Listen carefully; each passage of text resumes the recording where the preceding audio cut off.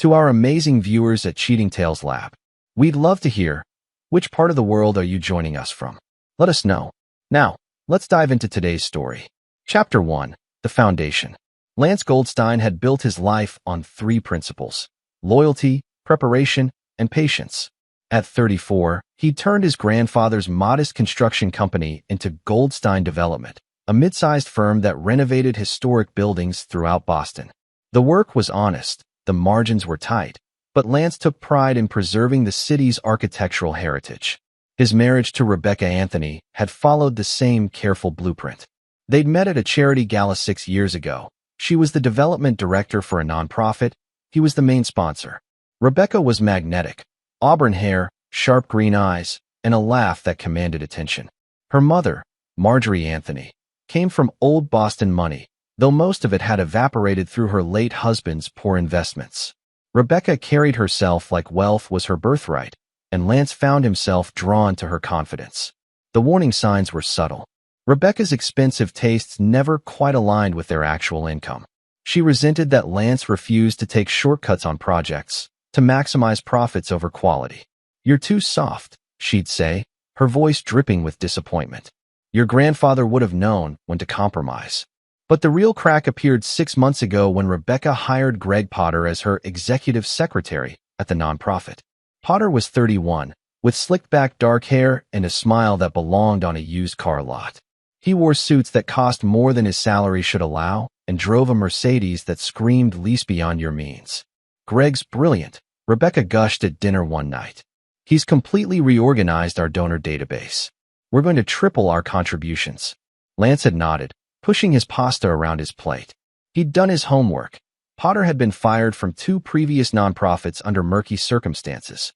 When Lance mentioned this, Rebecca exploded. "You're checking up on my staff? How controlling can you be?" The fights escalated.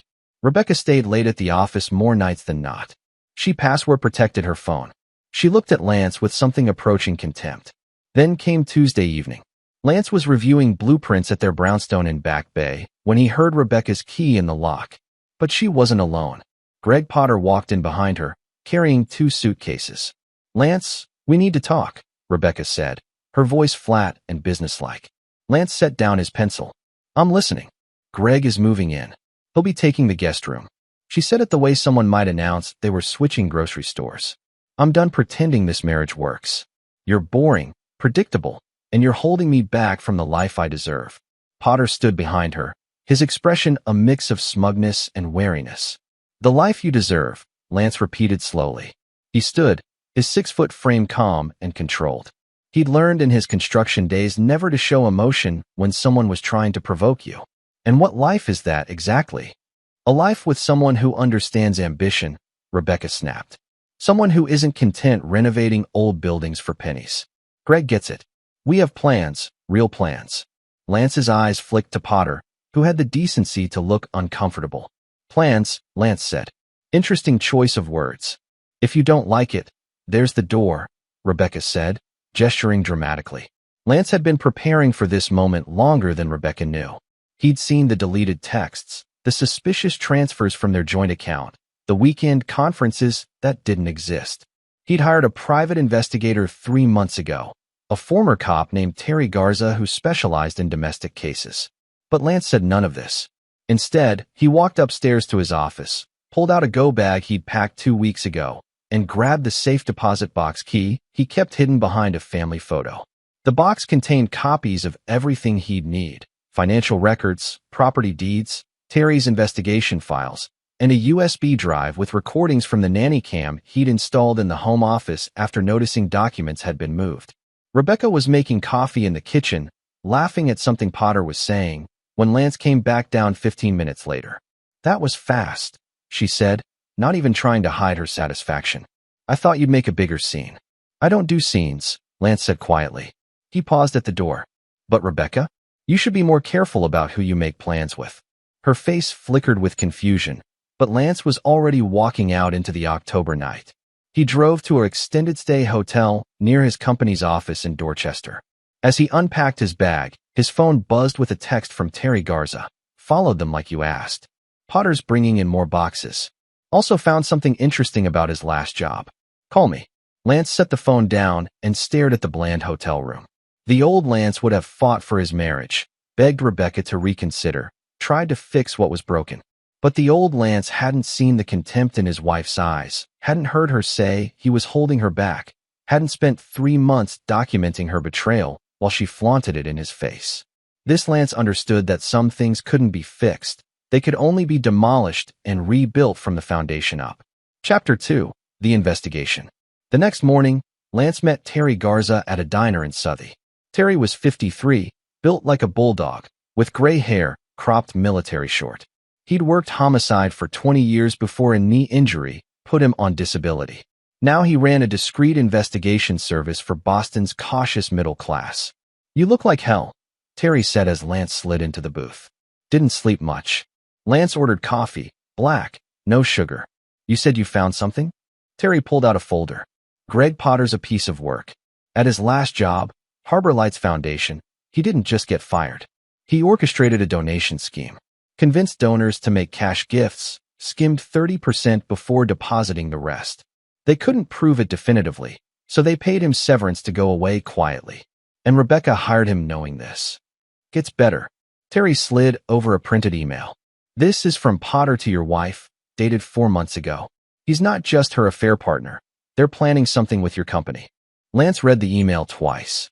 Potter was advising Rebecca on how to access Lance's business accounts, suggesting she use her power of attorney, a document Lance had signed years ago for estate planning purposes.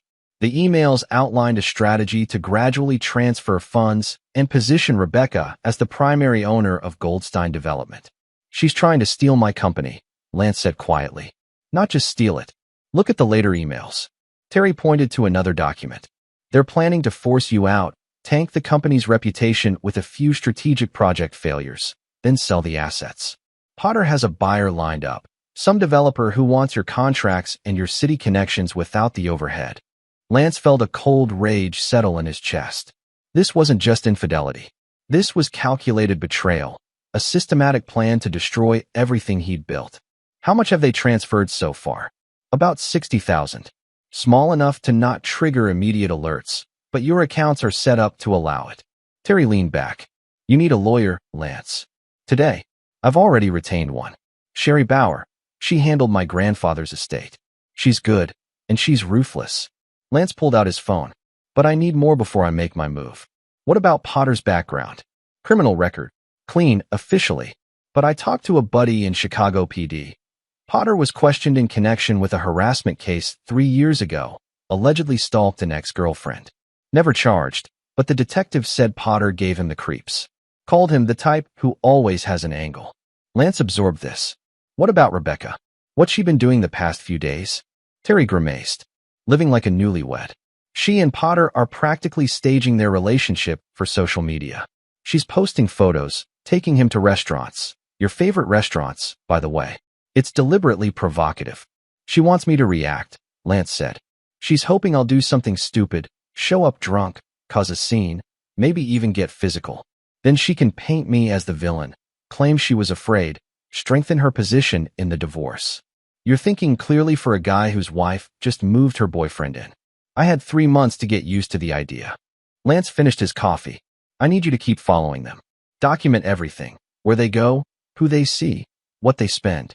Also, dig into Rebecca's nonprofit work. If Potter was running scams before, I want to know if they're doing it now. What are you planning?" Lance stood, dropping cash on the table. "I'm going to give them exactly enough rope to hang themselves. But first, I need to secure my company and figure out how deep this goes." The next 3 days were a blur. Lance met with Sherry Bauer, who immediately filed paperwork to revoke Rebecca's power of attorney and freeze the joint accounts. He spent hours with his accountant, Roland Glenn, forensically examining every transaction.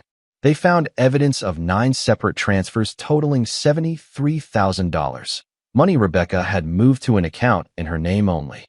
"She's been systematic," Roland said, his round face creased with worry.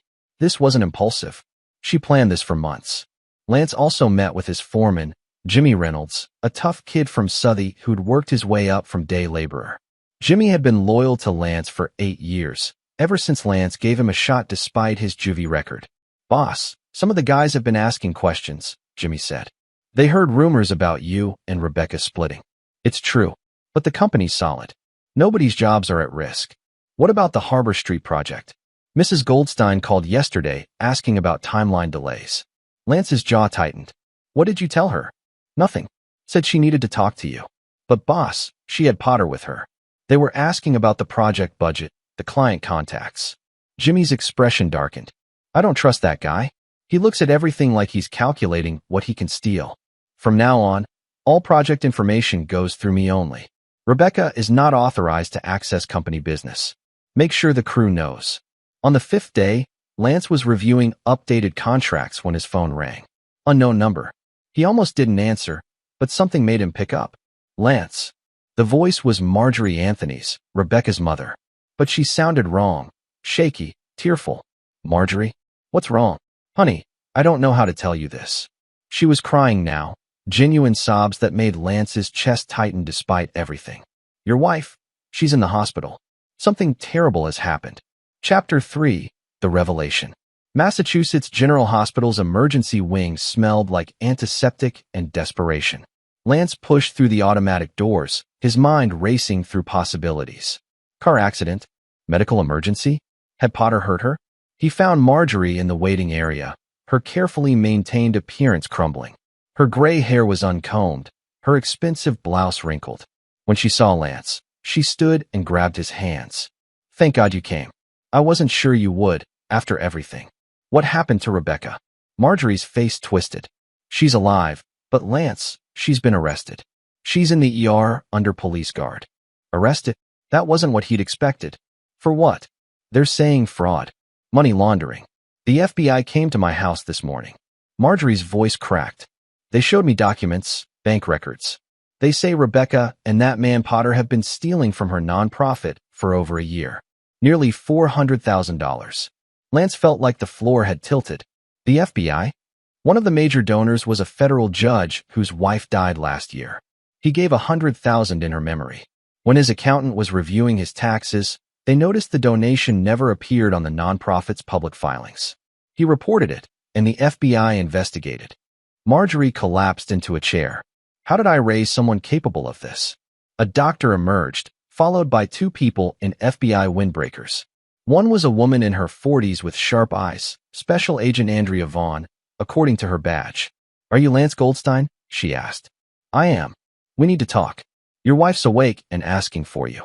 Why would I want to see her? Agent Vaughn's expression was unreadable. Because she's claiming you were involved in the fraud.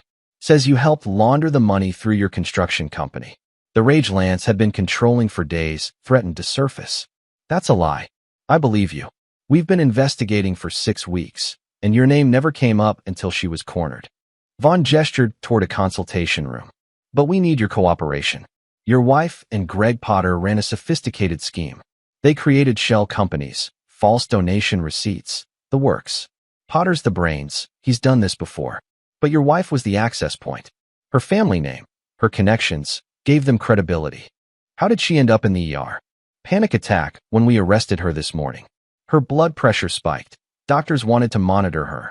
Vaughn studied Lance. Mr. Goldstein, I've seen your financial records as part of our investigation. Your wife has been systematically stealing from you too. Smaller amounts, but the pattern's clear. I know. I've been documenting it. Vaughn's eyebrows rose. You have evidence? I have everything. Lance pulled out his phone, brought up the secure cloud folder where he'd stored all of Terry's findings. 3 months of investigation.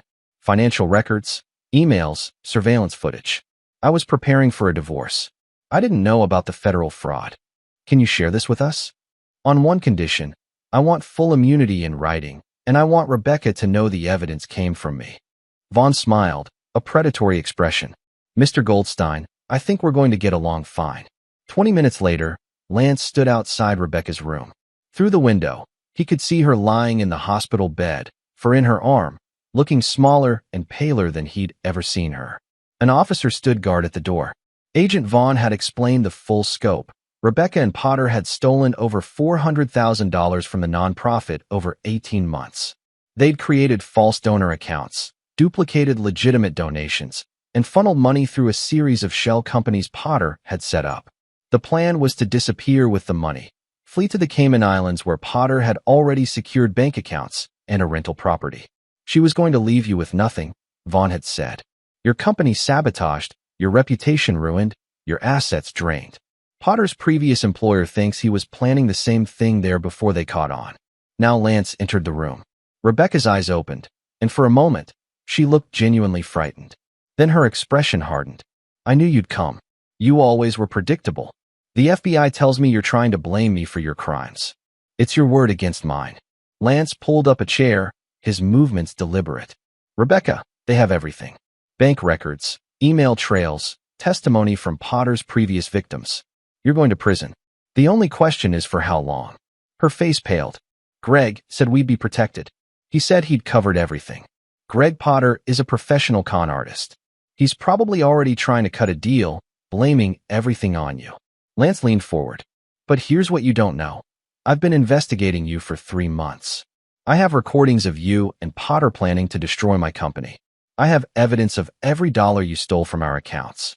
And I just gave all of it to the FBI. Rebecca's expression crumbled. You were watching me? You got sloppy. You wanted me to know about the affair, wanted to hurt me. But you forgot that I built a successful company by paying attention to details. Lance stood. You said I was boring and predictable. You were right about predictable. I can predict exactly what happens next. Potter flips on you to reduce his sentence. Your mother loses whatever's left of the family money paying for lawyers. And you spend the next 5 to 10 years in a federal prison. Lance, please. Her voice broke. We can fix this. I made mistakes. I'll tell them everything. Give back the money. There is no we. There hasn't been for a long time. He walked toward the door, then paused. You wanted a life you deserved, Rebecca. Congratulations. You got it. In the hallway, Agent Vaughn was waiting. Potter's in custody. He's already trying to deal, just like you said. What happens now? We'll need you to testify about the theft from your personal accounts. With your evidence and Potter's testimony, your wife's looking at serious time. The nonprofit will likely collapse, but the major donors will recoup most of their losses from seizures. Lance nodded. One more question. How much warning did you give them before the arrest? None. Why? Because Greg Potter is smarter than he looks. If he had time, he would have had an escape plan. Vaughn's phone buzzed. She read the message, and her expression darkened. Potter's apartment was searched an hour ago. They found burner phones, fake IDs, and $50,000 cash hidden in the walls. You're right. He was ready to run. What about the Cayman Islands account? Frozen as of this morning. He won't touch that money. Vaughn extended her hand. Thank you, Mr. Goldstein. Your evidence made this case airtight. As Lance walked out of the hospital, he felt lighter than he had in months. This wasn't the revenge he'd been planning, that had involved lawyers and divorce courts and strategic humiliation. This was better. This was justice delivered by people with real power, and all he'd had to do was hand them the rope. But as he drove back to his hotel, Lance realized something. This wasn't over. Rebecca and Potter were caught, but they'd been planning to destroy him long before the FBI got involved. And somewhere in all of this, there were still loose ends. Terry Garza called as Lance pulled into the parking lot. You heard about the arrests? I'm just coming from the hospital. Then you don't know the best part. Terry sounded gleeful. Remember that developer who was supposedly buying your company assets? Mark Olson, owner of Olson Properties? What about him? He's being questioned by the FBI right now. Turns out he knew Potter from Chicago. They ran scams together. Potter was going to sell him your contracts at a fraction of their value. Then they'd split the profit after forcing you into bankruptcy. But Olson made the mistake of paying Potter a $25,000 consulting fee last month. Lance smiled. A genuine smile for the first time in days. So they're all going down. Every single one. It's beautiful, boss. Like watching a controlled demolition. And Lance, who built buildings for a living, knew exactly what Terry meant. Sometimes you couldn't renovate a structure. Sometimes you had to tear it down to the foundation and start over. Chapter 4, Collateral Damage. The story broke in the Boston Globe 3 days later. Prominent nonprofit director arrested in major fraud scheme. The article detailed Rebecca Anthony Goldstein's fall from grace, complete with photos from charity galas where she'd smiled beside the same donors she'd stolen from. Greg Potter was mentioned as a co-conspirator with a history of similar schemes. Mark Olson's name appeared in connection with conspiracy charges. Lance's name was absent, except for one line. Her husband, Lance Goldstein of Goldstein Development, is cooperating with federal investigators. The phone started ringing before dawn. Clients wanting reassurance, reporters seeking comments, acquaintances expressing shock. Lance's lawyer, Sherry Bauer, handled most of it with brutal efficiency. "Your reputation is actually improving," she told him during a meeting at her office. "Everyone knows you're the victim here. Several clients have called to specifically praise your integrity in cooperating with the FBI. What's the timeline for the divorce?" "Fast. Given the criminal charges, Rebecca has no leverage. We'll file for divorce on grounds of fraud and adultery. Her assets will be seized to pay restitution for the nonprofit theft, so she can't touch them in settlement anyway. You'll keep the house, the company, everything."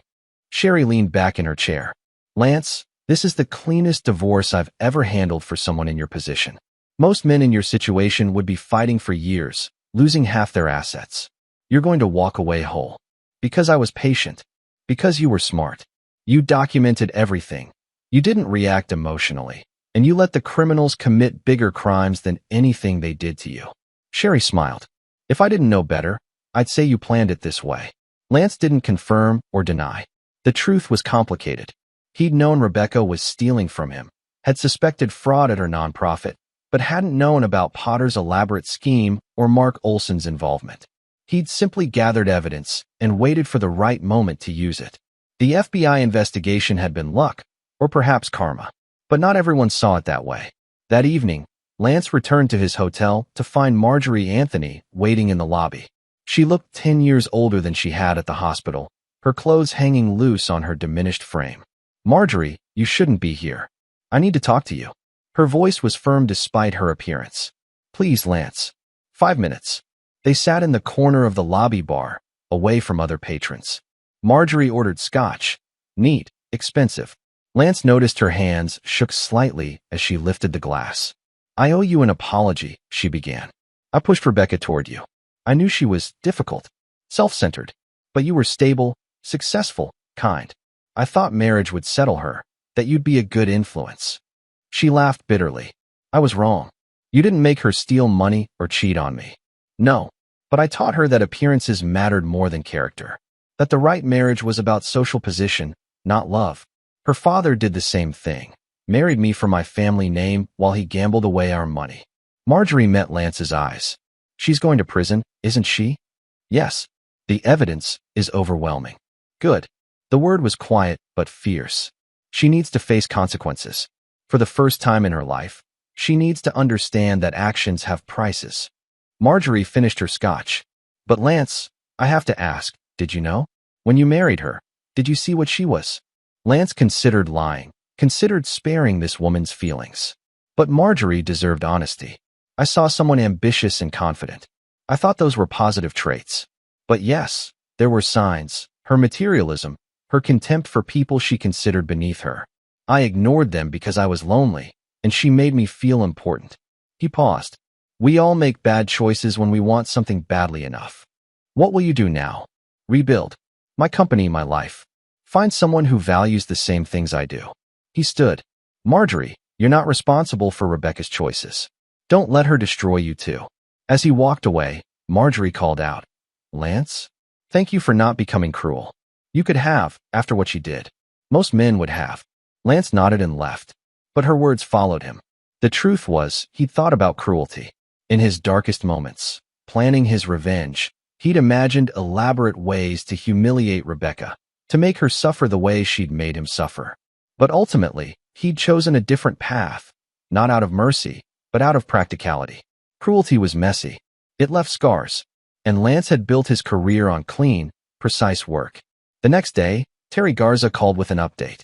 "Potter's singing like a canary. He's given the FBI names, dates, account numbers. He's trying to shave years off his sentence." "What's he saying about Rebecca?" "That's the interesting part.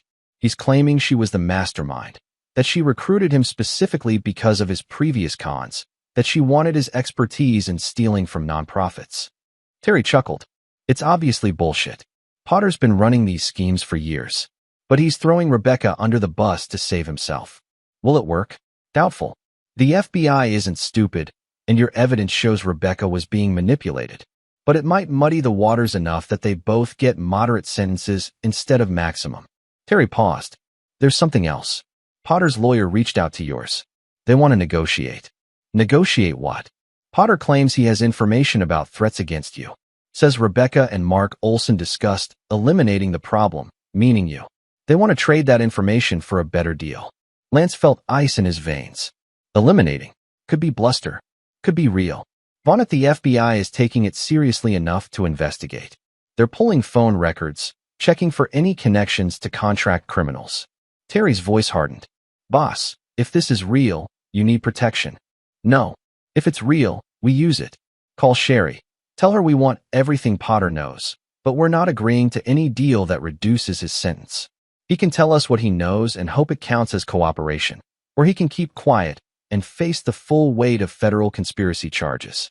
You want to play hardball with a guy who might have been planning to kill you? He won't do anything now. He's in federal custody, facing decades in prison. His only play is cooperation. So let him cooperate, for free. Terry was quiet for a moment. You're a cold son of a bitch, you know that? I learned from the best. You taught me that criminals always overplay their hand if you're patient enough. 2 days later, Agent Vaughn called Lance directly.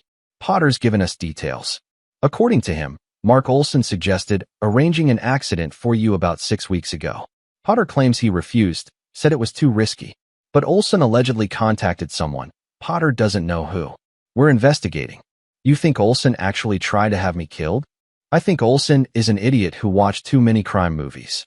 We've been monitoring his communications since Potter was arrested. Nothing suggests he actually followed through. But we're charging him with conspiracy to commit murder for hire. Even if he didn't go through with it, soliciting a hit is a federal crime. Lance processed this. Rebecca had married him, stolen from him, planned to destroy his company, and her partners had discussed killing him. It was almost impressive in its thoroughness. What do you need from me? Your testimony when this goes to trial. And Lance, watch your back, just in case Olson was more competent than we think. That night, Lance couldn't sleep. He lay in his hotel bed, staring at the ceiling, thinking about how close he'd come to something far worse than divorce. If Potter had been more ruthless, if Olson had found the right criminal contact, Lance might be dead instead of filing paperwork. His phone buzzed with a text from Jimmy Reynolds. Saw the news about Olson. You okay, boss? Lance typed back. Fine. Company's secure. See you Monday. Need anything, you call. Some of the guys used to run with rough crowds. We got your back. Lance smiled. Jimmy was offering protection in his own way, suggesting that if Olson's threat was real, Lance had his own people. It was touching and slightly alarming. Lance didn't want violence, didn't want to sink to that level. But it was good to know he had options. Chapter 5, The First Move. 3 weeks after Rebecca's arrest, Lance moved back into the brownstone. Rebecca's belongings had been seized by the FBI or removed by Marjorie. Greg Potter's presence had been erased. The house felt hollow, like a movie set waiting for actors. Lance walked through the rooms, assessing damage. Rebecca had taken petty revenge before her arrest, slashed couch cushions, poured bleach on carpets, smashed framed photos of Lance's grandparents. The destruction was emotional, childish. It confirmed what Lance had suspected. Beneath Rebecca's calculated exterior was someone who'd never learned to handle loss. He hired a cleaning service, replaced the ruined items, and slowly made the house his again. New furniture, new paint colors, new everything. By the end of the month, the brownstone looked nothing like it had during his marriage. Goldstein Development was thriving. 2 new clients had approached Lance after reading about his cooperation with the FBI. We want to work with someone ethical, one said. The construction industry has too many cowboys cutting corners. You're different. The Harbor Street project, the one Rebecca and Potter had tried to sabotage, was completed ahead of schedule and under budget. The client was so pleased they referred Lance to 3 other historic building owners. Within 6 weeks of Rebecca's arrest, Lance's company had more work than it had in 3 years. But Lance wasn't satisfied with mere survival. He'd been wronged, betrayed, nearly murdered. And while the legal system was handling Rebecca, Potter, and Olson, Lance wanted something more personal, a message sent, a lesson taught. He met with Terry Garza at their usual diner. I need you to find someone for me. Who? Greg Potter has family somewhere, right? Parents, siblings. Terry frowned. You're not going after his family, are you? Because that's a line I won't cross, even for you. Nothing like that. I want to understand Potter. What made him this way? Who taught him to manipulate people? Lance stirred his coffee. Find his family. Talk to them. I need to know his full story. Why? Because Rebecca made a choice when she hired him. She saw something in Potter that told her he'd be useful. I want to know what that was. And I want to know if there are others out there like him, targeting people like me. Terry studied Lance for a long moment. You're not planning revenge anymore, are you? You're planning prevention. Maybe both. A week later, Terry provided a report. Greg Potter had grown up in Ohio, the son of Ruth Holmes, a single mother who'd worked 3 jobs to raise him. Potter's father was unknown. His childhood was marked by evictions, food insecurity, and his mother's string of abusive boyfriends. Potter was smart, Terry explained. Scholarship to Ohio State, business degree. But his mother got sick with cancer during his junior year. He dropped out to care for her, accumulated massive debt. She died 6 months later. That's when Potter started running cons, insurance fraud first, then moving into nonprofit schemes. So he's a victim of circumstance. Lance felt his anger wavering. He's a guy who made bad choices and kept making them. Plenty of people face hardship without becoming criminals. Terry slid another document across. But here's the thing. Potter's been arrested 3 times, walked away twice with slaps on the wrist. He learned the system protects people who look respectable. Your wife gave him that respectability. And Mark Olson? Grew up rich, squandered it, spent 20 years trying to get it back through increasingly illegal means. He met Potter at a real estate fraud seminar. Yeah, those exist. They've been partners on and off for 5 years. Lance absorbed this. Neither Potter nor Olson were sympathetic figures, but they were human, complex, flawed, shaped by choices and circumstances. It didn't excuse what they'd done, but it explained it. What about Rebecca's sentencing? Hearings in 2 weeks. Federal prosecutor is recommending 8 years with possibility of parole after 5. Potter's looking at 10, Olson at 15, including the murder conspiracy. 8 years. Rebecca would be 41 when she got out, her entire life restructured by her choices. Lance tried to feel satisfaction, but instead felt something closer to exhaustion. That night, Sherry Bauer called with news. Rebecca's lawyer wants to meet. She's offering full cooperation in exchange for your support at her sentencing hearing. She wants me to speak on her behalf. Lance couldn't help laughing. After everything? She's desperate. Her lawyer thinks a testimony from the wronged husband might influence the judge, show she's remorseful, has support for rehabilitation. What do you think? I think she doesn't deserve your mercy. But Lance, this is your call. If you want closure, if you want to face her one more time, this is your chance. Lance thought about it for a long time. Then he said, set up the meeting. But Sherry? I'm not making any promises. Chapter 6, The Confrontation. The conference room at Sherry Bauer's law office was designed for intimidation. Floor-to-ceiling windows overlooking Boston Harbor. A table that could seat 20, original artwork on the walls. Rebecca sat at one end with her public defender, a tired-looking woman named Constance Simons. Rebecca looked diminished in her jail jumpsuit, her auburn hair pulled back, no makeup to hide the circles under her eyes. Lance entered with Sherry. He didn't sit immediately, instead standing at the window, looking out at the city. Thank you for coming, Rebecca said quietly. Lance turned. Your lawyer said you wanted to talk. I wanted to apologize. Face to face, not through lawyers or letters. Rebecca's voice was steady but strained. What I did was unforgivable. The affair, the theft, the plan to destroy your company, all of it. I hurt you in ways I can't undo. Why? The question seemed to catch her off guard. Why did I do it? Why did you marry me if you had so much contempt for who I am? Lance sat down across from her. I've spent months trying to understand.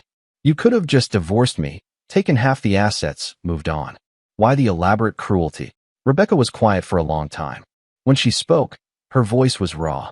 Because you were everything I thought I should want, and being with you made me feel like a failure.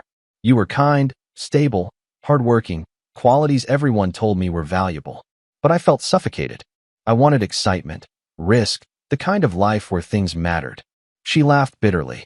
Turns out what I thought was excitement was just criminal stupidity. You felt trapped, so you tried to burn everything down. I wanted you to hurt the way I was hurting. I wanted you to feel as small and worthless as I felt. Rebecca met his eyes. I was wrong. About everything. You weren't the problem. I was. Lance studied her. This could be manipulation, one final con to reduce her sentence. Or it could be genuine. He realized he'd never be certain which. What do you want from me, Rebecca?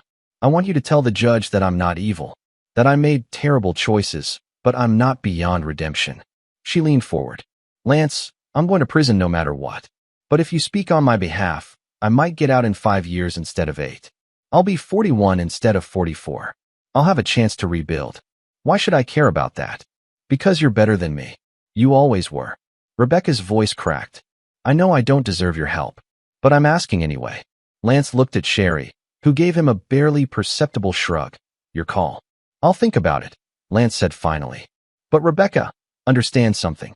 I'm not doing this for you. If I speak, it'll be because I want to be the kind of person who can show mercy, not because you've earned it. That's fair. And there's a condition. You tell me the full truth about what you and Potter were planning. No more lies, no more games. I want to know exactly how far you were willing to go. Rebecca glanced at her lawyer, who nodded reluctantly. We were going to frame you, Rebecca said quietly. Potter had documents prepared, forged emails showing you knew about the nonprofit fraud, falsified records suggesting you were laundering money through your construction company. If you'd fought the divorce, if you tried to keep assets, we were going to turn you in to the FBI and claim you forced us into the scheme. Lance felt the rage return, white-hot and pure. You were going to send me to prison. Yes. Potter said it was the only way to protect ourselves if you got suspicious. He had contingencies planned for everything. She paused. Except for you actually documenting our crimes. He never anticipated you'd be smart enough to investigate us first. What about Mark Olson's plan to kill me? Rebecca's face went pale. I didn't know about that. Potter told me Olson would handle the business side. I thought he meant paying off inspectors or something. When I heard about the murder conspiracy charge, I nearly had a stroke. Do you expect me to believe you? No, but it's true. I wanted to hurt you, humiliate you, take everything you'd built. But I didn't want you dead. Tears streamed down her face. I'm a lot of things, Lance, but I'm not a killer. Lance stood. I'll be at your sentencing. What I say is still undecided. He left without looking back. In the car, Sherry said, You handled that well. I wanted to scream at her. Tell her exactly what I thought of her pathetic excuses. But you didn't. Because you're playing a longer game. Sherry smiled. You want the judge to see you as magnanimous. If you show mercy, it makes you look strong. And it makes Rebecca's crimes look even worse. She betrayed a genuinely good man. Lance hadn't thought of it that way, but Sherry was right.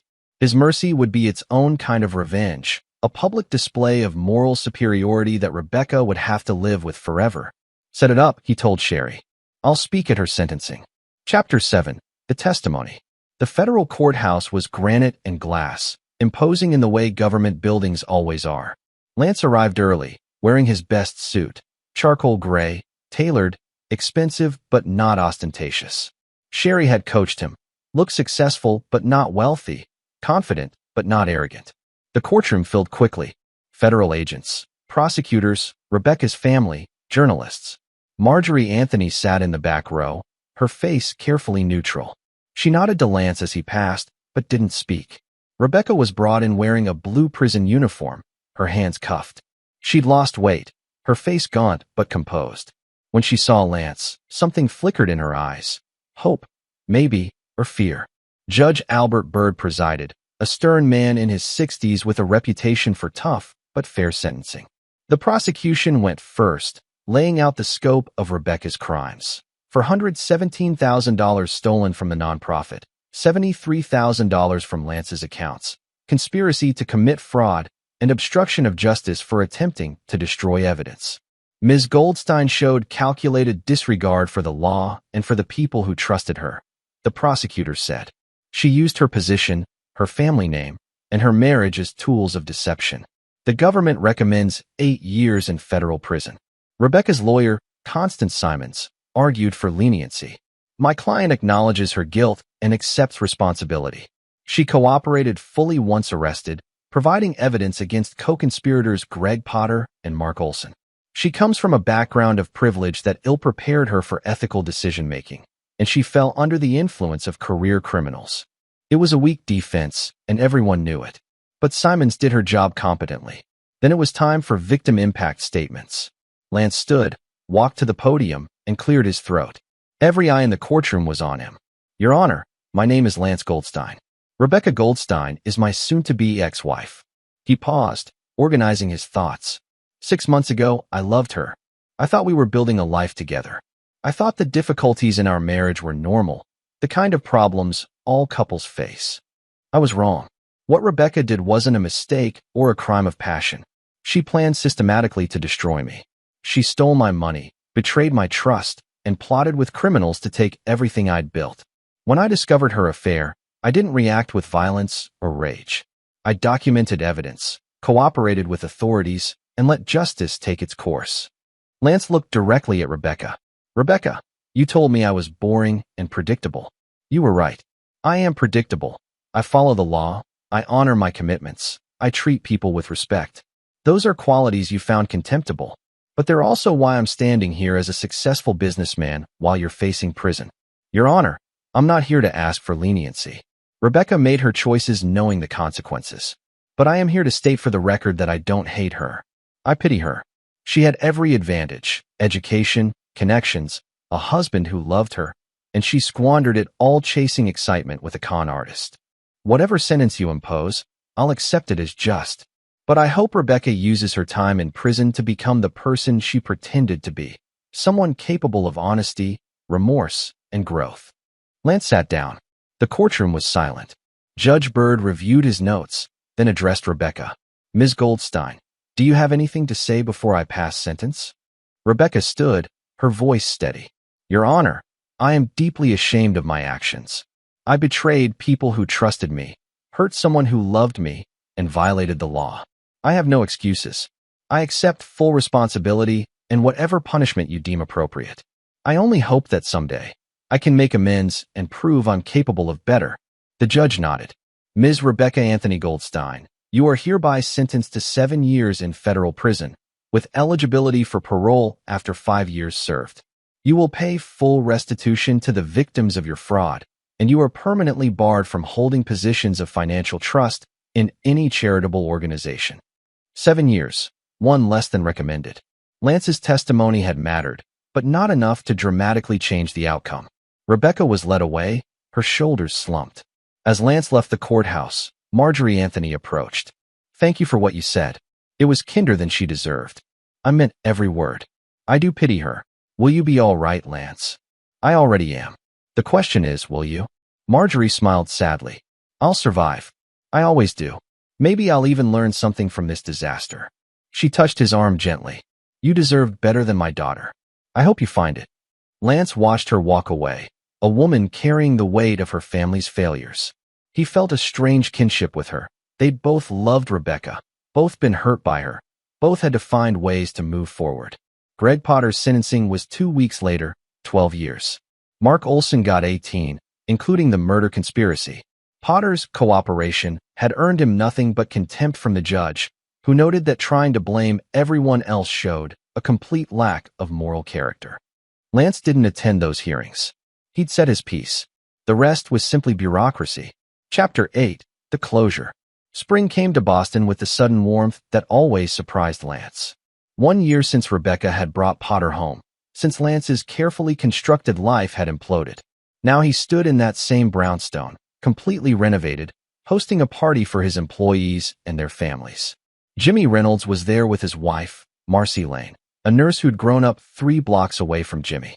They were expecting their first child, and Jimmy kept touching Marcy's growing belly with a mix of wonder and terror. "Boss, this place looks amazing," Jimmy said, surveying the open-concept kitchen Lance had installed. "Nothing like it used to be." That was the idea. Fresh start. Roland Glenn, Lance's accountant, approached with a beer. "Lance, I've been doing your books for 8 years, and this is the best fiscal quarter you've ever had. Whatever you're doing, keep doing it. Just taking care of business, Roland. No distractions." Terry Garza arrived late, as always. He pulled Lance aside into the study, Lance's new office, where he worked from home most days. "Got some news you'll want to hear," Terry said. "Remember how I've been keeping tabs on Potter in prison? I told you to stop doing that." "Yeah, well, I don't follow orders well. Anyway, Potter got jumped last week. Another inmate, guy named Ralph Luna, used to run a nonprofit in Chicago. Turns out Potter screwed him over 6 years ago, cost Luna his reputation and his marriage. Luna's been waiting for a chance at payback. Is Potter okay? Broken ribs, some bruises. He'll survive. But the word is, he's been moved to protective custody. Turns out when you spend your life scamming people, you make enemies in unexpected places. Lance should have felt satisfaction, but instead felt nothing. Potter's fate was no longer his concern. Terry, I appreciate everything you've done, but I'm done looking backward. Whatever happens to Potter, Rebecca, any of them, it's not my problem anymore. Terry studied him. You know what, boss? I think you actually mean that. Most people, they'd want updates forever, would stay obsessed. But you've genuinely moved on. Life's too short to carry grudges. I got justice. My company's thriving. I'm happier now than I was a year ago. Lance smiled. The best revenge is living well, right? Damn straight. The party continued into the evening. Lance stood on his back deck, watching the sunset paint the Boston skyline in gold and crimson. He thought about the man he'd been a year ago, cautious, maybe a little naive, definitely lonely. That man had been hurt badly, but he'd also been smart enough to protect himself, patient enough to wait for the right moment, and strong enough not to become cruel in his pain. His phone buzzed with a text from an unknown number. Mr. Goldstein, this is Constance Simons, Rebecca's attorney. She asked me to tell you that she's working in the prison library, taking correspondence courses in social work. She wanted you to know she's trying to be better. She doesn't expect forgiveness, but she wanted you to know. Lance deleted the message without responding. Rebecca's redemption, if it ever happened, wasn't his concern. She'd made her choices. Now she was living with them. A voice behind him. Lance Goldstein? He turned to find a woman standing in the doorway, petite, with dark hair and intelligent eyes. She looked vaguely familiar. I'm Eileen Gamble, Jimmy's cousin. He invited me. She smiled uncertainly. This is awkward, but he's been trying to set us up for months. I told him no because I knew you were married, but then I heard about the divorce, and Jimmy said you were doing much better, and I figured it couldn't hurt to at least say hello. Lance laughed, genuinely laughed. Jimmy's not subtle, is he? Not even a little. Look, I know this is weird. You don't have to. What do you do, Eileen? I'm an architect. Historic preservation, mostly. I restore old buildings. She paused, which I realize sounds suspiciously like your business. Jimmy says you're good at what you do. Jimmy's biased, but I try. Lance extended his hand. Why don't you tell me about your work? I'm always interested in meeting people who care about preservation. They talked for an hour, easily and naturally. Eileen was funny, passionate about her work, and refreshingly direct. When she mentioned an ex-husband who'd left her for his personal trainer, Lance found himself telling her about Rebecca. Not the full story, but enough to explain his caution. So you're not looking for a relationship, Eileen said matter-of-factly. I'm not looking. I'm just careful now. That's fair. Tell you what, my firm is renovating a Victorian in Cambridge. Would you want to consult? Professional only, no pressure. If we work well together, great. If not, at least we'll have restored a beautiful building. Lance smiled. I'd like that. As the party wound down and guests departed, Lance cleaned up with Jimmy's help. So, you and Eileen, Jimmy said with a grin. She's good people, boss. Been through some stuff, came out stronger. Like you. We're just going to work together on a project. Sure. Whatever you say. Jimmy headed for the door, then turned back. Hey, boss. I'm proud of you. What you did this past year. Not just surviving, but building something better. That takes real strength. After everyone left, Lance walked through his quiet house. Every room was different from how it had been during his marriage. The furniture was new, the colors were his choice, the memories were fresh and untainted. He stood in his bedroom, once his and Rebecca's, now just his, and realized something. He was happy, not the desperate happiness of someone trying to convince themselves, but the quiet contentment of someone who'd faced the worst and come through intact. His phone rang. Marjorie Anthony. Lance, I hope I'm not disturbing you. Not at all. What's up? I wanted you to know I'm selling the house. The family home. Too many memories, too much space for one person. She paused. I'm moving to Maine, buying a small cottage near the coast. Starting over, in my own way. That sounds wonderful. I also wanted to thank you one more time. You could have destroyed Rebecca completely in that courtroom, but you showed restraint. I think the judge took note of that. I'm not a destroyer, Marjorie. I'm a builder. Yes, you are. She sounded like she was smiling. Take care of yourself, Lance. After she hung up, Lance made himself a drink and settled into his favorite chair. Tomorrow he'd meet with Eileen about the Cambridge project. Next week, he'd break ground on a new renovation in the North End. His life was full of possibilities, unburdened by betrayal or revenge. Rebecca had said he was boring and predictable. Maybe she was right. But boring and predictable had built a good life, had protected him when things went wrong, and had given him the foundation to rebuild stronger than before. Lance raised his glass in a silent toast, to second chances, to smart decisions, to the patient satisfaction of watching your enemies destroy themselves while you simply stand back and build something better. Chapter 9. The New Foundation. 6 months later, Lance stood in front of the restored Victorian in Cambridge with Eileen Gamble, reviewing the final details. The building had been a disaster when they'd started. Crumbling facade, rotted interior, decades of neglect. Now it gleamed with original woodwork restored, modern systems hidden seamlessly behind historic charm. This is our best work, Eileen said, her hand brushing his as they shared the blueprint. The touch was casual now, comfortable. They'd been seeing each other for 3 months, slowly, carefully, both of them wary of rushing. You did the hard part. I just made sure it didn't fall down. Liar. Your structural work saved the whole building. She looked up at him. We make a good team. We do. They stood in silence, watching the sunset cast golden light on their restoration. This was the 4th project they'd completed together, each one more successful than the last. Word was spreading. Goldstein and Gamble, the preservation duo who could resurrect buildings everyone else had written off. Lance's phone buzzed. A message from Terry Garza. Potter got moved to a federal facility in Kentucky. Heard through the grapevine, he's been beaten 3 more times. Turns out prison's full of people who hate con artists. Olson's in solitary after trying to bribe a guard. Rebecca's apparently a model prisoner. Thought you'd want to know. Lance deleted the message. He didn't need those updates anymore. His old life was truly behind him. Everything okay? Eileen asked. Just an old contact. Nothing important. He turned to her. Dinner tonight? There's this new Italian place in the North End. Can't. I have to meet with the Historical Society about the Beacon Hill project. She paused. But I'm free tomorrow. We could cook at my place. I make a mean lasagna. Tomorrow works. They parted with a brief kiss, still new enough to be exciting, familiar enough to feel safe. Lance watched her drive away, then headed to his office. Goldstein Development had expanded. Lance had hired 2 new project managers, brought on an intern from MIT's architecture program, and leased larger office space in Fort Point. Jimmy Reynolds was now a full partner, overseeing day-to-day operations while Lance focused on strategic growth. Boss, got a call from the mayor's office, Jimmy said as Lance entered. They want to discuss the waterfront preservation project. Something about you being their first choice for contractor. Set up a meeting for next week. Already did. Wednesday at 10. Jimmy grinned. We're moving up in the world. A year ago, we were scraping by.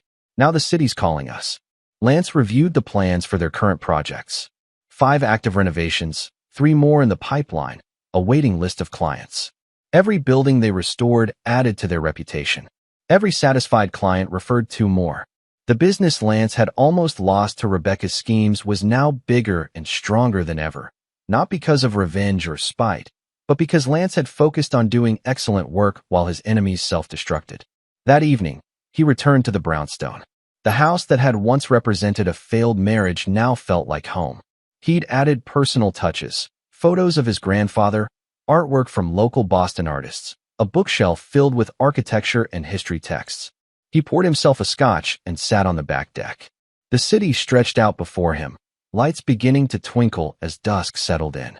He thought about where he'd been a year and a half ago, betrayed, humiliated, his carefully built life crumbling. He'd survived by being patient, by documenting everything, by not reacting emotionally, by letting his enemies commit bigger crimes than anything they'd done to him, and ultimately, by choosing to build something new rather than wallowing in what he'd lost. His phone rang. Sherry Bauer. Lance, I have news. Rebecca's lawyers filed for early release consideration. Already? She's barely served 2 years. Model prisoner, completed her courses, working as a counselor for other inmates. The parole board is considering it, though I doubt they'll approve. But I wanted you to know in case you need to file opposition. I won't oppose it. You sure? After what she did. I'm sure. If Rebecca's genuinely changed, good for her. If she's just playing the system, she'll screw up again and end up back inside. Either way, it's not my concern anymore. Sherry was quiet for a moment. You know, Lance, I've represented a lot of people through divorces. Most of them stay angry for years, stay obsessed with their ex. You really have moved on. Life's too good to waste time on the past. After they hung up, Lance received another text, this one from Eileen. Just realized tomorrow's the anniversary of your separation from Rebecca. If you need to cancel dinner, I understand. Lance smiled and typed back, no way. I'm celebrating. That separation was the best thing that ever happened to me. Bold words. I like it. See you tomorrow. The next day was busy with meetings, site visits, and planning sessions. Lance barely thought about the anniversary until Jimmy mentioned it over lunch. Weird, right? A year and a half ago you were at rock bottom. Now you're dating an amazing woman, the company's thriving, and you're about to land the mayor's waterfront project. Not rock bottom, Lance corrected. Rock bottom would have been letting Rebecca destroy me. I had a bad few weeks, then I started building again. That's what I do. Still, most guys would have fallen apart. Most guys don't document evidence for 3 months before their wives betray them. Jimmy laughed. Fair point. You were always 3 steps ahead. That evening, Lance and Eileen cooked together at her apartment in South Boston. She'd lived there for 4 years, ever since her divorce. It was small but carefully decorated, every piece of furniture chosen with an artist's eye. I heard Rebecca might get early parole, Eileen said as they assembled the lasagna. Jimmy told me. How do you feel about it? Indifferent. She's not my problem anymore. That's healthy. Eileen layered noodles carefully. My ex-husband sent me a friend request on Facebook last month. His marriage to the trainer fell apart, and now he wants to reconnect. I blocked him immediately. Good for you. The thing is, I realized I don't even care what happens to him anymore. For years I was so angry, so bitter. But now, he's just some guy I used to know who made bad choices. She met Lance's eyes. You're the same way with Rebecca, aren't you? Exactly the same. She's just someone who was in my life briefly and taught me important lessons. What lessons? Lance thought about it. That patience beats rage. That documentation beats emotion. That the best revenge is building something better than what you lost. He smiled. And that sometimes the worst thing that happens to you is actually a gift in disguise. They ate dinner on Eileen's balcony, watching boats drift across the harbor. The conversation flowed easily. Work, family, hopes for the future. Eileen talked about opening her own firm someday, focusing exclusively on historic preservation. Lance talked about expanding Goldstein development into residential properties, creating affordable housing in renovated buildings. We could partner on that, Eileen suggested. Your construction expertise, my design work. We could make a real difference. I'd like that. We should draw up a formal proposal. As the evening wound down, Eileen leaned against Lance's shoulder. Can I ask you something personal? Of course. Do you ever worry you'll make the same mistake twice? Pick someone who seems great, but turns out to be terrible? Every day? But then I remember that Rebecca was never good at hiding who she was. I ignored the warning signs because I wanted to be married, wanted to have built a life partnership like my grandparents had. He turned to face her. With you, there are no warning signs. Just a woman who's honest, talented, and has her own life together. That's completely different. I'm scared too, Eileen admitted. My ex destroyed my confidence. Made me feel worthless. It took years to rebuild. She kissed him gently. But you're worth the risk. They stayed on the balcony until late, talking about everything and nothing. When Lance finally drove home, he felt a contentment that went deeper than happiness. He'd survived betrayal, fought back with intelligence instead of rage, and emerged stronger. He'd turned disaster into opportunity, loss into growth. His phone buzzed as he parked, a news alert. Former nonprofit director Rebecca Goldstein denied early parole. Lance read the article. The parole board had ruled that while Rebecca showed progress, 2 years wasn't sufficient time served for the magnitude of her crimes. She'd be eligible again in 18 months. He closed the article without finishing it. Rebecca's fate was in the hands of the justice system and her own choices. Lance had no part in that story anymore. He walked into his brownstone, poured a celebratory drink, and raised his glass to the empty room. To new foundations, he said aloud, built on honesty, patience, and the wisdom to know when to tear down the old and start fresh. The house echoed with possibility. Tomorrow he'd meet with the mayor's office about the waterfront project. Next week he'd tour a potential new renovation with Eileen. Next month, Goldstein Development would celebrate its 10th anniversary with their best year on record. Lance Goldstein had been betrayed, stolen from, and nearly destroyed. And in response, he'd done the most powerful thing possible. He'd built something better than what he'd lost. Not through revenge or cruelty, but through patience, intelligence, and the unshakable belief that the best victories come not from destroying your enemies, but from thriving while they destroy themselves. He finished his drink, turned off the lights, and climbed the stairs to his bedroom. Tomorrow was a new day, full of projects to complete, businesses to grow, and a life to live, a life entirely his own, built on a foundation that no betrayal could ever shake. This is where our story comes to an end. Share your thoughts in the comments section. Thanks for your time. If you enjoy this story, please subscribe to this channel. Click on the video you see on the screen, and I will see you there.